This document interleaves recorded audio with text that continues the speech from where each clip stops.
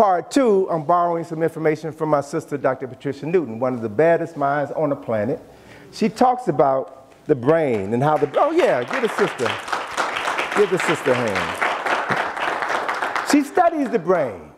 And as we should know, the brain is an associative organ that is shaped by the sensory input that it receives. Your brain processes, our brain processes 400 billion bits of information every single second.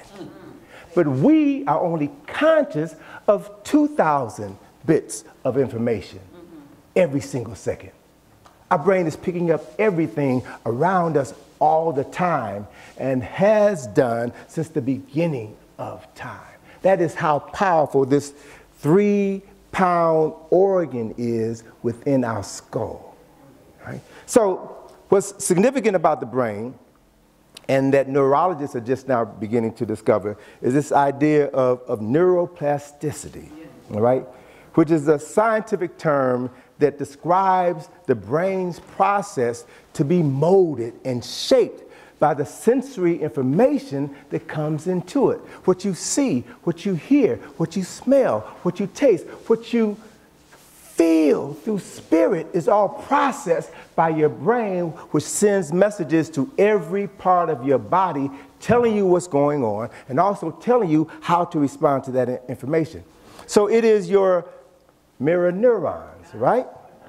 Your mirror neurons, which are receptors in the brain that cause it to internalize or mirror what it sees, what it hears, what it feels.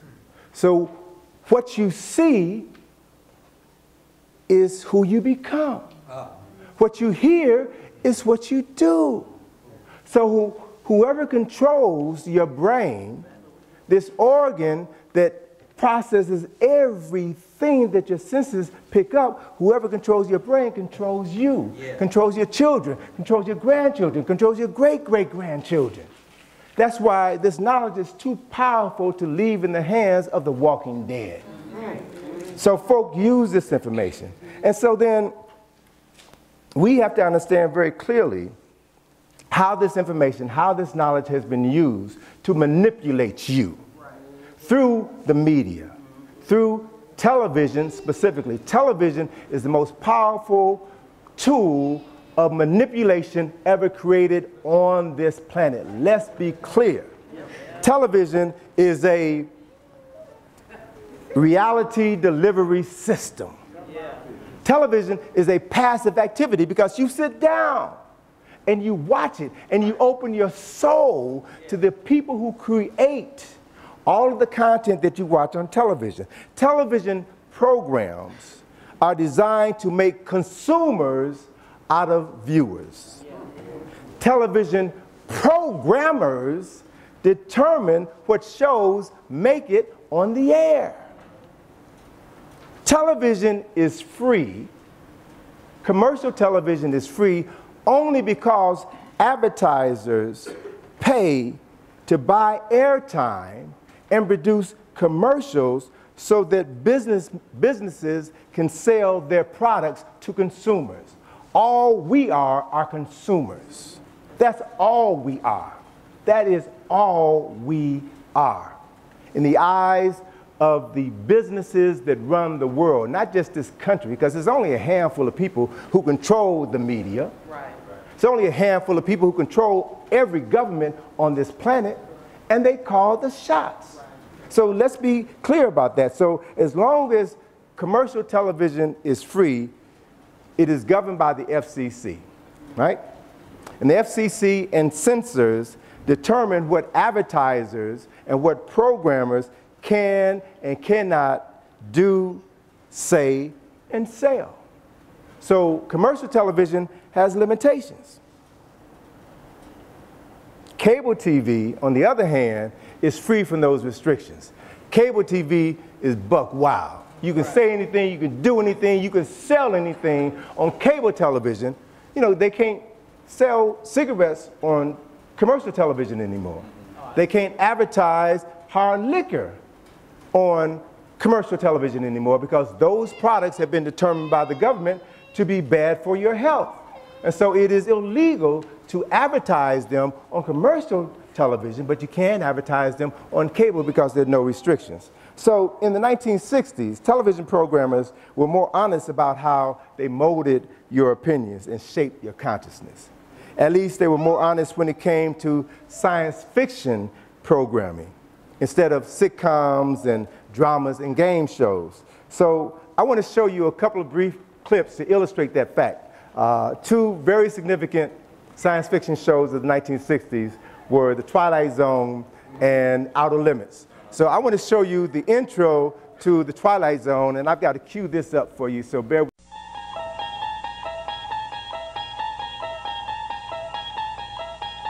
You unlock this door with the key of imagination.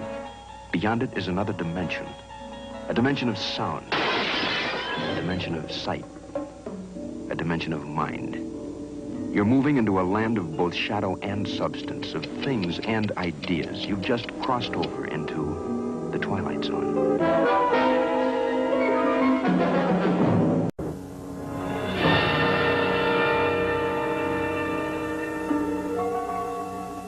There is nothing wrong with your television set. Do not attempt to adjust the picture. We are controlling transmission. We will control the horizontal. We will control the vertical. We can change the focus to a soft blur or sharpen it to crystal clarity. For the next hour, sit quietly and we will control all that you see and hear. You are about to participate in a great adventure. You are about to experience the awe and mystery which reaches from the inner mind to the outer limits. They told you how they were going to manipulate you, exactly what they were going to do. So mental manipulation today is more covert than it was long ago. So let's look at a couple of things. How do television programs get selected? That's an important thing to understand so that you can know how what you're seeing got on the air. And to help explain how that happens, I want to introduce my friend Samuel What's in Your Wallet Jackson, right? And if you've seen the movie Pulp Fiction, which is a classic movie, one of my favorite movies, there's a brief scene in the beginning of the movie where Sam Jackson talks about a television pilot. It's all the way up, brother. He talks about a television pilot. So, what's her name? Mia. Mia. How did Marcellus and her meet? I don't know. However people meet people. She used to be an actress. Oh, really? Did she do anything out of scene? I think her biggest deal was she starred in a pilot. Pilot? What's a pilot? Well, you know the shows on TV? I don't watch TV. Yeah, but you are aware that there's an invention called television, and on this invention they show shows, right? Yeah. Well, the way they pick TV shows is they make one show. That show's called a pilot. Then they show that one show to the people who pick shows, and on the strength of that one show, they decide if they want to make more shows. Some get chosen and become television programs. Some don't, become nothing. She starred in one of the ones that became nothing. So it's in this context that television is an instrument of emotional and mental manipulation, social engineering. Yeah. So this is the context in which I'm going to discuss, dissect, analyze, and critique Empire. So let me begin by showing you the pilot, the commercial for the pilot for Empire, so that you'll get a feel for what this show is all about. I started selling drugs when I was 9 years old. I did it to feed myself. But it was music that played through my mind that kept me alive when I thought I was gonna get shot. And it was the lyrics that I dreamt about that kept me warm while I was sleeping in the streets. Music saved my life. You got ALS. No, I don't. Yeah, you do. How long I got? 3 years, most likely less.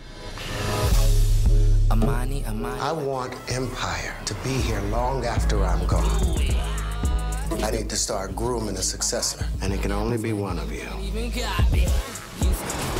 Put your heart and guts into this company. Which makes me the most qualified to run the company, Dad. He never picked me anywhere. Way too much homophobia in the black community. Your sexuality, that's a choice, sir. You know he's gonna leave it all to Akeem, don't you? You need to get your act together. I'm working on new stuff now, you know that. You ain't worked a day in your life, and you know that. I've been living like a dog for 17 years, and now I want what's mine. You forgot about me the second you divorced me in there. It was my $400,000 that started this, and I want half my company back. I will take down anything that gets in my way. Take that bass out of your voice when you talking to me. From this point forward, I want to know everything she's doing. Everything. What if your two brothers end up going to war? And I'm the last man standing. If you do end up working with her and Pop's handling me, best believe they try to make us kill each other. I got information, and if it gets out, so-called legacy of yours is dead. You can fool this country, you legit, but I know you a punk-ass gangster. I just want you to know, everything I did was for you and your brothers. Do you want to be a prince or do you want to be the king? I want to be the king. Then claim your throne. My two sons, both are releasing new albums. I need you to sing like you're gonna die tomorrow. Like this is the last song you will ever sing. To the Empire.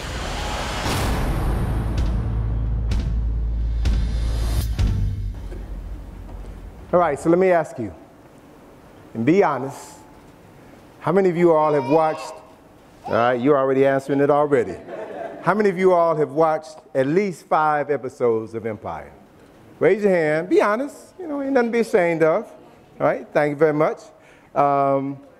So how many of you all who've watched at least 5 episodes like the show, like what you saw? Be honest, raise your hand, man, come on now. If you can't be honest with yourself, who can you be honest with, all right? So I have to admit that in preparing for this lecture today, I watched Empire. I watched all the episodes. And I do have to say that it's a guilty pleasure. You watch it and it's exciting, the music is good, the people look good, all this stuff is happening, there's lots of drama, and you get addicted to it. You want to see what's going to happen next week. You know, you begin to invest in the personalities. And that's the draw of television. You know, that's what soap operas are all about. It's melodramatic, right? And it's designed to pull on your emotions and draw you into the show. So it's designed to do that. So don't feel bad if you like it. Television, Empire is electronic crack. You can't help yourself. Once you get a taste, you're going to come back for another, and another, and another, and another. And then you be jonesing for Empire when it goes off. You need to get your fix. Understand that. It's a drug. It's got everything that the creators know black folk like, want, and need. So let's really understand why we are attracted to Empire. Let's understand why we are attracted to Empire. So let's look at why we're attracted to Empire. Why do you think we're attracted to Empire? Why do you think we're attracted to Empire? Because we see black people. We see ourselves. And when we see ourselves, when you all look at a picture, the first thing you're going to do, you look at a picture in the crowd, the first thing you're going to do is look for yourself in the crowd. You want to see if your hair looks good. You want to see if your clothes are straight. You want to see if you're standing properly because you want to impress, right? And that's part of your nature. That's part of human nature. Everybody wants to see themselves, especially on television, especially in movies. Because to see yourselves in an environment like that means that you are important. Means that people are going to notice you. It gives you a good psychological feeling. That's those mirror neurons working. You want to see yourself looking good. When you see somebody who looks good, you want to imagine yourself. Oh yeah, I like that hairstyle. I need to get that hairstyle. I like that dress. I like those shoes. I need to get that dress and those shoes because I want to look as good as Cookie does, huh? Everybody does it. It's psychological, emotional, economic manipulation because you're consumers. That's all you are. You're supposed to consume the content and then try everything that you can to look like the people who you have consumed, huh? There's an old expression, you are what you eat. You are also what you watch. You're also what you hear. Whatever comes into your body becomes natural to your body and you become it. That's simple, that's basic. So the important question to ask is, who are the people who are evoking all of these feelings inside of us? Who are they? This is who they are. So let's ask the question again. Who is Danny Strong? What y'all know about him? Because he's the person that's creating all of those emotions inside of your body. Is he a friend or an enemy? Who is Lee Daniels? What is his background? How much love does he have for you? Who is Aileen Chaikin? Who is she? Where does she come from? What is her mission? And until you can answer those questions intelligently, you shouldn't be watching this program because you don't know what they're feeding you. So let me break it down for you. Terrence Howard and Taraji Henson might be the stars of Empire, but these are the people who made them stars. These are the people who will determine how bright their star will shine and how long their star will shine. These are the persons who call the shots, not them. And while you're fixating on them, you don't know nothing about the people who are pulling the strings. Why? Because you asleep. You dead. And watching this program gives you life, temporarily. Makes you feel good, temporarily. It's just a temporary fix. So let's break them down one by one. Danny Strong. Empire is his brainchild. Who is Danny Strong? Danny Strong was raised in a Jewish household in Manhattan Beach, California. Right? Danny Strong, as a young child, had an interest in films because there was a video store right around the corner from his house. And the clerk who ran the video store was a young man by the name of Quentin Tarantino. And Quentin Tarantino would talk to him for hours on end about movies. So his love for movies, his love for writing movies, his love for writing movies about black folk and black content came from Quentin Tarantino. All right? So Quentin inspired him, and he got a job in television. He starred in Buffy the Vampire Slayer. He starred in the Gilmore Girls. And then he realized that working in front of the camera ain't where it's at. The money, the action is behind the camera. All right? The action is writing. So he began to learn how to write movies and went on to win awards for writing Recount, the story of the 2000 election. This was on HBO. Good movie, real good movie. He wrote this, sold it to HBO. He went on to write Game Change, the story about the 2008 election, the story about Sarah Palin. He wrote that story and received an award for writing that story. Right? He also wrote The Butler. He wrote The Butler. He wrote that story that got black folks so excited. A white boy wrote the story that got black folk excited. He also wrote, Mockingjay, part 1 and part 2. So this man has made millions of dollars writing screenplays, and he is positioned now to become the 21st century Alex Haley. He's going to write the narrative for black folk for the next 20 years. He's already proven, he already has the bona fides. And Empire means that he is a star. So you all have made this man a star. And wait till you see what he's done. He is the equivalent of Dr. Frankenstein. All right? He is the equivalent of Dr. Frankenstein, and we be the monster. All right? So let's understand the process. Danny Strong conceived of Empire while he was driving through the streets of LA. He had just finished, he and Lee Daniels had just finished The Butler, right? So he's driving through LA, listening to the radio, and he hears an interview with Puff Daddy and Jay-Z. And he gets this idea about writing a movie about the rap industry. And he decides he's gonna write this movie modeling it on two white classics, King Lear, about this crazy king and his three daughters, as well as The Lion in Winter, a movie about another crazy king who imprisoned his wife and his three sons, who he manipulates all at a Christmas dinner. It's mayhem, mayhem, award-winning mayhem. So this was his inspiration to infuse European insanity onto a movie about black folk in the music business. So he went to his girlfriend, his friend, Lee Daniels, and said, look, I got this great idea for a movie. And Lee listened and said, yeah, okay, that sounds good. But we can do better, all right? I also forgot to mention that another inspiration, another obvious inspiration for Empire is Hustle and Flow. Because if you check it out, Hustle and Flow came out 10 years ago. So Empire is essentially Hustle and Flow 10 years later. All right? 10 years later. And Hustle and Flow won an Academy Award, didn't it? What did it win an Academy Award for?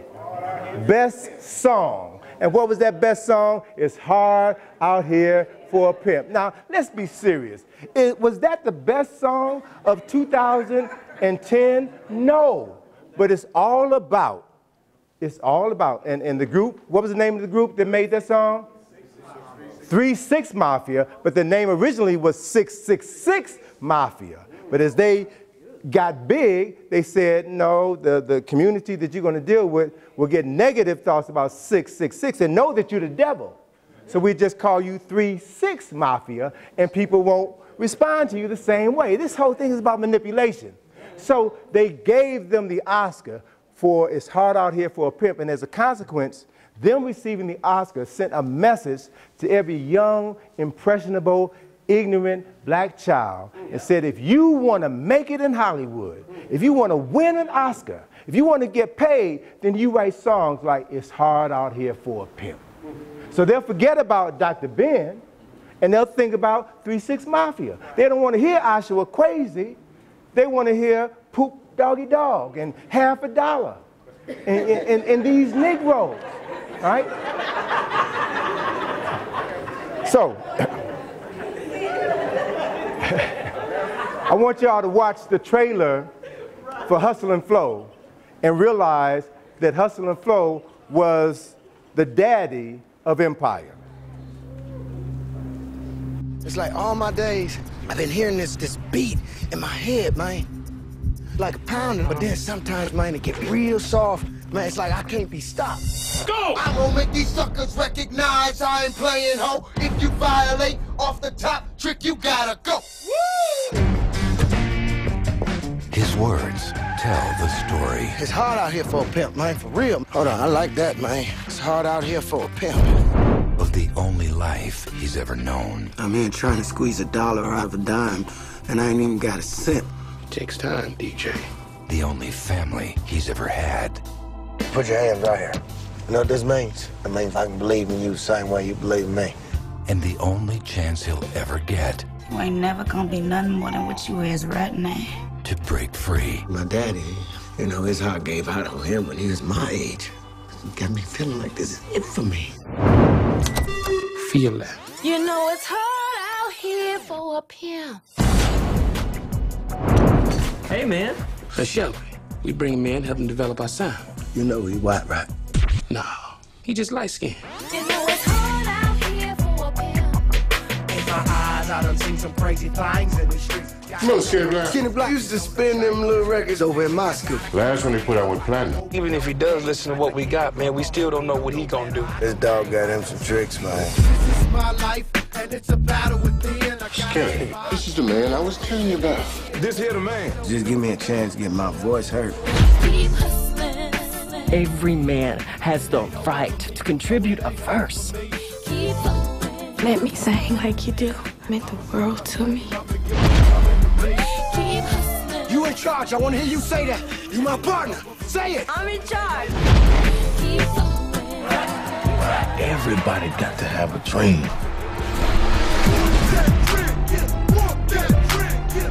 Yeah, it's a 1 in a million shot. I'm gonna dream big. Cause sometimes that's what you gotta do. Hustle and flow. It ain't the size of the dog in the fight. It's the size of the fight in the dog. I'ma step my game up and get what's coming to me. Same two stars in Hustle and Flow are in Empire. It's not a stretch. And just as a white person wrote Empire, a white person wrote Hustle and Flow. White folk manipulating the Walking Dead. That's what we're seeing, right? And so Danny Strong pitched this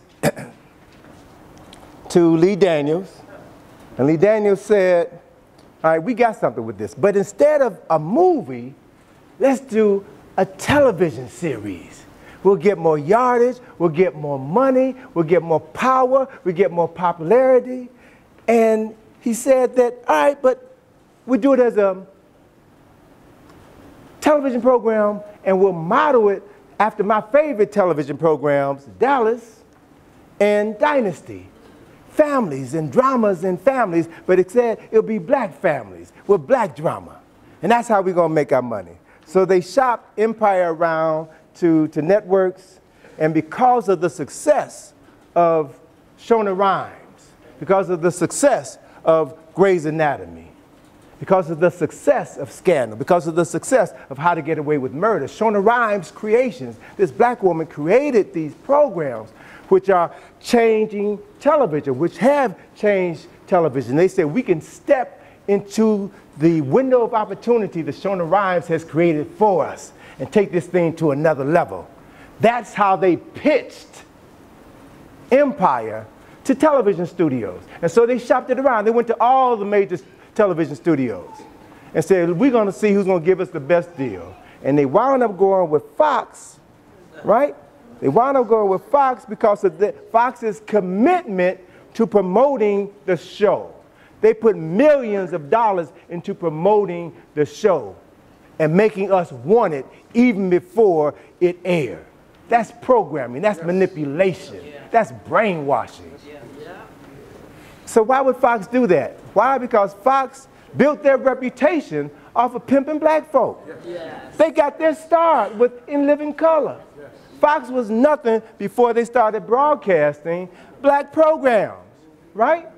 And then after they made their money, secured their position, they kicked black folk to the curb and said, we don't need you no more. We got our position, and now we can move on and do what we want to do, because it's hard out here for a pimp, right? Kicked their hoes to the curb and went on to do other things.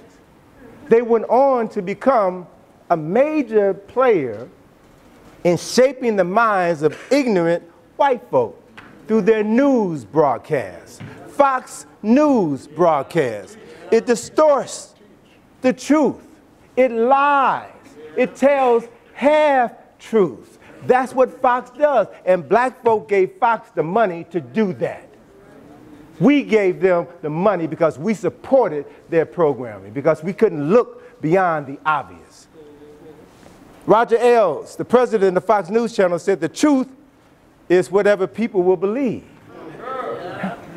Right? It's whatever, and we tell you what to believe. And his motto is, if I want your opinion, I'll give it to you. That's how they function. And so do you know that Fox News is banned in Canada as news? Canada realizes this stuff ain't real. This stuff is manipulation, it's lies, and you cannot broadcast Fox in Canada. So what's wrong with Americans? What is wrong with Americans? And so let's be clear about a couple of things.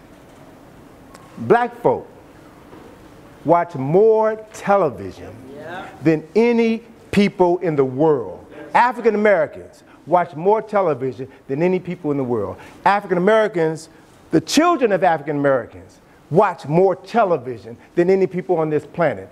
African American children have more televisions in their bedrooms than any other people in the world. So we're constantly internalizing this brainwashing. Television is a babysitter for too many of our sisters. Too many of our sisters. And so what are the stats? The stats, and this is from Nielsen, who keeps records of everything that goes on in television because they determine the advertising rate for television programs. Nielsen says who watches the most television and why. This is based on research that was done in 2011. In November 2010, African Americans used their television an average of 7 hours, 12 minutes each day, far above the US total of 5 hours and 11 minutes. So it's worse now than it was in 2011. Right? Asians use their television the least, just 3 hours. So just look at it, just understand, the more television you watch, the more ignorant you're going to become. The less television you watch, the better you will excel in school. Who excels in the classroom? Asians, Chinese and Indians. Because their parents understand, turn off the television. Most of them don't even have a television. They're preparing their children to run the world, not to try to be a pimp or a hustler, a basketball player. They're raising their children to buy the basketball teams, buy the baseball teams, and then hire the Negroes to make money for you.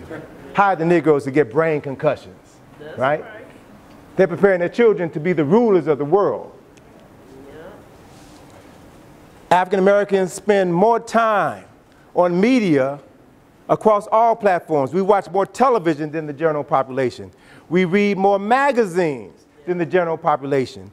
We spend more time listening to the radio. We watch twice as much radio as other people in the United States. So what that means to advertisers is that we are the ultimate consumers. We consume everything. And they know that. Everybody's making money off of us, billions of dollars off of us. So how does that relate? A 60-minute television program is 44 minutes of programming, 16 minutes of advertising. 30-minute program is 22 minutes of programming, 8 minutes of advertising. Advertising sells the program, drives it. Do you all know that the most expensive time advertising on television is during the Super Bowl? Yeah, that's right. 30 seconds of commercial airtime during the Super Bowl cost this past January $4.5 million, $9 million a minute. Huh? $9 million a minute. Why? Because over 200 million people all over the world are going to watch that program, and they are going to be drawn into the commercials. So now they do programs just on the commercials for Super Bowl, because it's all about money. So let's drill down a little bit deeper. 30 seconds of advertising rates for 2014. The Walking Dead is the greatest moneymaker on television. It's cable now, right? So they sell their airtime for $413,000 per 30 seconds, and they make $6.5 million an hour. Huh? That's money. Big Bang Theory on commercial television, half-an-hour program. They are the highest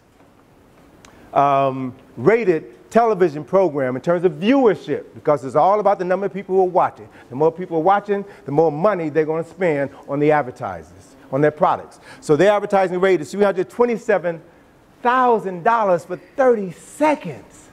They make $2.6 million a minute.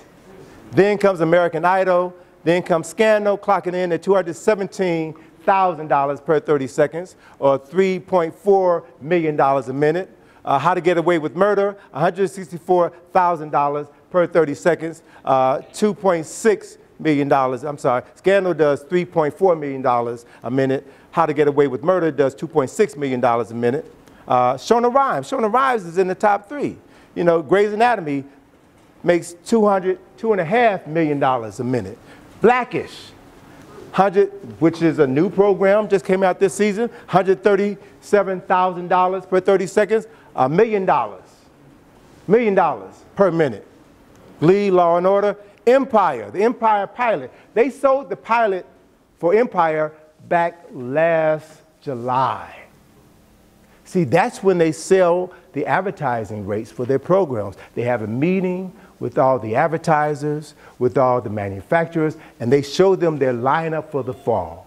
And based on the lineup, they determine what the 30-second advertising rate is going to be. So in July of 2014, before Empire even aired, they sold it for $140,000 per minute. $2.25 million. Excuse me. $140,000 per 30 seconds. $2.25 million per minute. That was before it aired. And now, after 11 weeks, Empire is above Big Bang Theory. So you can just imagine when Empire comes back, how much that program is going to sell for. Why? Because black folk are making white folk extremely, extremely rich. They love y'all for that. And they're going to keep giving you more and more and more because of all of the money that you're making them. And you think it's just entertainment? Right. They know it's all about the money. They know that. They're laughing all the way to the bank. So here's the stats for Empire for the 12 episodes. And you can see each week, this is their rating share, 3.8. Now, they anticipated, before Empire aired, they anticipated that their rating share would be about 1.4, which constitutes about maybe 2.5 to 3 million viewers. They figured it would take them a year or two to build up to the numbers. But they are the first program in 15 years to have their viewership increase every single week, more and more. So they went from 9.9 million the first week, 10.32 million, 11.7, 11.36, 11.47, 11.96, 13.2, 13.9, 14.3, 14.90, 15.82, and the last hour of Empire, you had 17.5 million people watching. That's money, folks. And that's all they're looking at, the numbers. Y'all made Empire, y'all made a whole lot of white folk rich. How